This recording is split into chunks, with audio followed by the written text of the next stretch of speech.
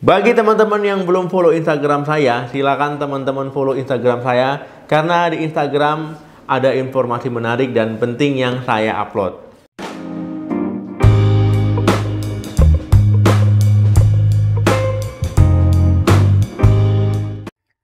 Halo, assalamualaikum warahmatullahi wabarakatuh. Nah, teman-teman, siapa yang berencana untuk vaksin ya, vaksinasi COVID-19?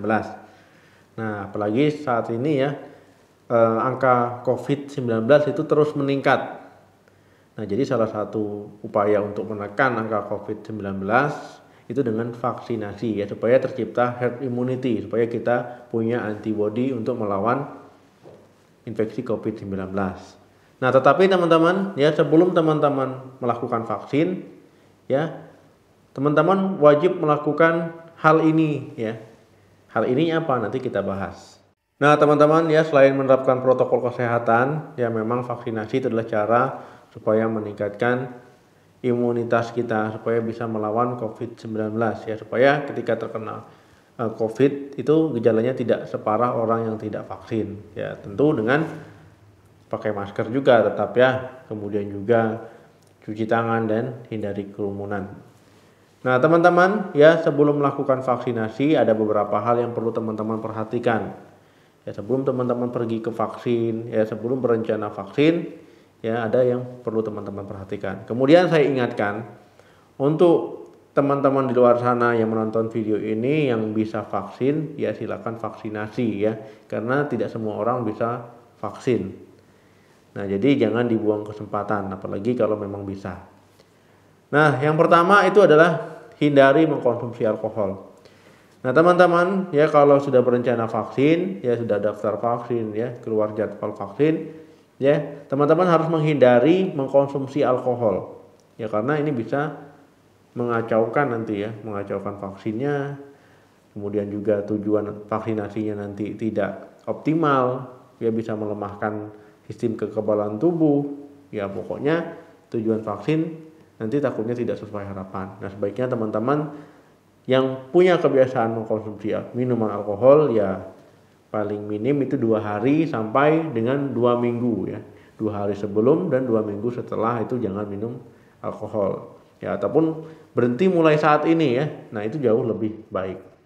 Karena itu penting teman-teman untuk dilakukan ya, supaya reaksi imun tetap kuat ya, reaksi kekebalan tubuh itu bisa tercapai untuk melawan COVID-19.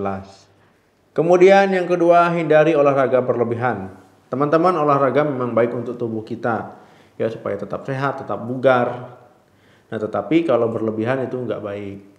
Nah, olahraga teman-teman ya, kalau teman-teman memiliki kebiasaan ini ya, saya sarankan ya lanjutkan saja ya. Tetapi jangan terlalu berat kalau teman-teman ingin vaksinasi. Kalau olahraga berlebihan, olahraga berat, yang ditakutkan nanti ya tubuh kelelahan, daya tahan tubuh menurun, ya nanti untuk vaksinasi hasilnya ya nggak baik ya, nggak optimal. Takutnya kalau teman-teman daya tahan tubuhnya itu sedang menurun ya. Nah, jadi ya saya sarankan olahraganya itu 20-30 menit ya, 3 sampai dengan 5 kali dalam waktu 1 minggu. Ya, pilih olahraganya yang jangan yang berat-berat. Yang ketiga, cukupi kebutuhan gizi dan nutrisi.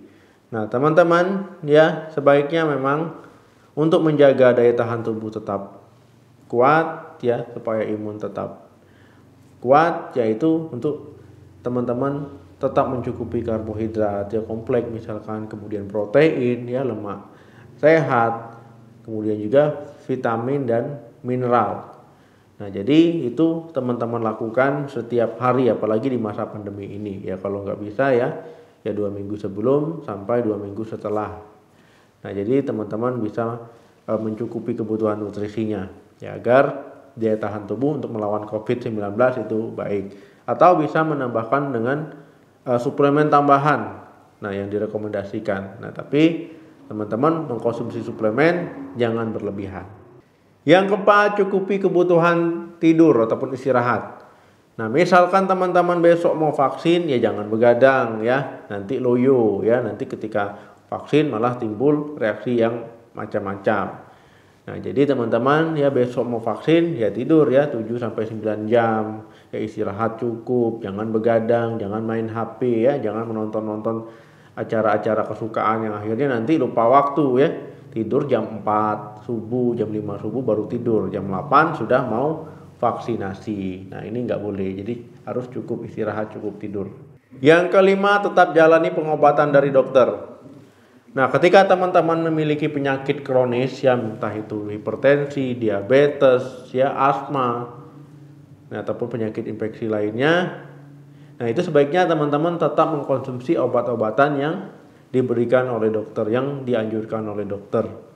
Nah, jadi misalkan diabetesnya tetap terkontrol ya, kemudian hipertensinya tetap terkontrol, ya asmanya tetap terkontrol. Karena syarat vaksin ya, ketika memiliki penyakit kronis itu harus dalam keadaan terkontrol. Kalau seandainya tidak terkontrol itu nggak boleh vaksin. Nah, jadi penting ya tetap mengkonsumsi obat-obatan ya ketika memiliki penyakit kronis. Entah itu diabetes, entah itu darah tinggi ataupun hipertensi, entah itu asma ya. Ya, jadi tetap dikonsumsi. Jangan sampai ketika mau vaksin ya tensinya tinggi, ya gula darahnya tinggi, ya. Lihat jarum kumat asmanya. Itu jangan ya. Jadi tetap konsumsi obat sesuai dengan anjuran, jangan mengkonsumsi obat ketika ada keluhan saja, apalagi pada diabetes ataupun hipertensi ya, darah tinggi. Tunggu sakit kepala baru minum obat, itu nggak boleh. Kebanyakan orang seperti itu.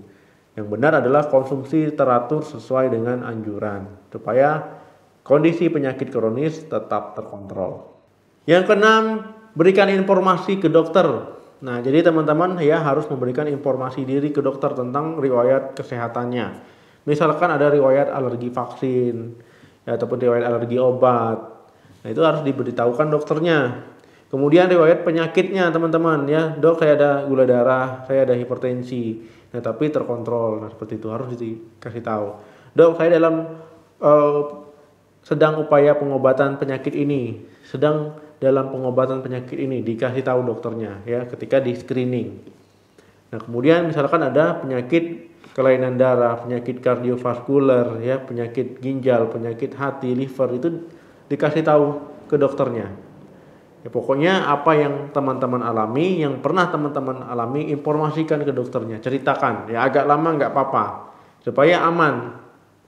Nah, jadi ketika teman-teman sedang pilek, ya ngomong juga, dok saya 2 hari ini sedang demam pilek nih dok. Nah, jadi kan memang ditunda dulu vaksinnya ya. Nah, jadi teman-teman intinya sebelum melakukan vaksinasi, teman-teman pastikan badannya itu sehat. Artinya itu dalam keadaan fit ya. Kalau dirasa agak pusing, meriang, demam, batuk pilek, ya itu tunda dulu. Ya ketika sudah mendingan, sudah sehat, ya baru vaksin lagi ya. Nah, jadi jangan memaksakan.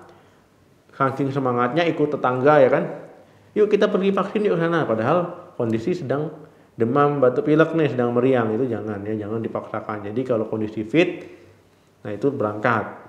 Nah, ketika di screening jangan juga berbohong, ada batuk pilek nggak ada, padahal memang sedang batuk pilek, itu nggak boleh ya. Nah, jadi ceritakan ke dokternya, ya jawab pertanyaan dengan jujur. Nah, itu tadi teman-teman ya tips sebelum melakukan vaksinasi, apa yang perlu teman-teman perhatikan, apa yang perlu teman-teman ingat, dan apa yang perlu teman-teman tahu. Terima kasih yang sudah menonton video ini, jangan lupa bagikan sebanyak-banyaknya ya, supaya yang sebelum melakukan vaksinasi sudah siap, apa saja sih yang harus dipersiapkan ya sebelum pergi ke tempat vaksin ya. Terima kasih teman-teman, salam sehat, semoga vaksinasi ini berjalan dengan lancar. Semoga herd immunity tercipta, semoga kita bisa bebas dari COVID-19 ya dengan meningkatkan imunitas tubuh kita. Salam sehat, sampai jumpa.